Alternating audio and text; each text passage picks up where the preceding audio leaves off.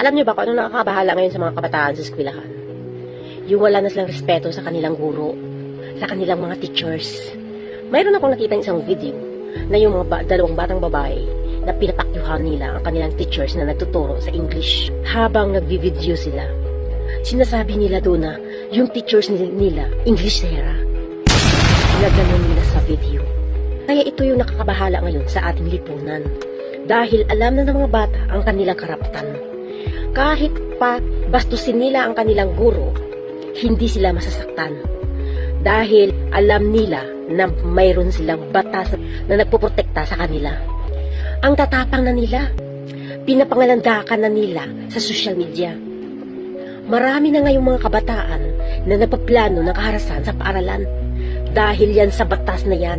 Kaya kapag hindi nyo yan binago, ang batas na yan, mas marami pang kabataan na gagawa ng karahasan.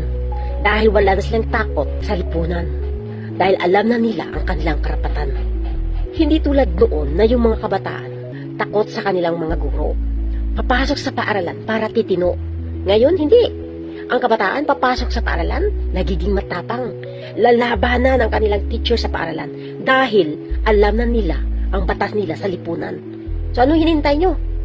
Gusto nyo ba na laganap ang mga kabataan na masasama sa ating lipunan? Gusto nyo ba na pati yung mga guro natin sa paaralan hindi nila respetuhin? Ang kanilang mga magulang hindi na nila susundin? Dahil kahit lamok hindi sila pwede kagatin? Dahil mayroong batas na pupuprotekta sa kanila sa masamang gawain.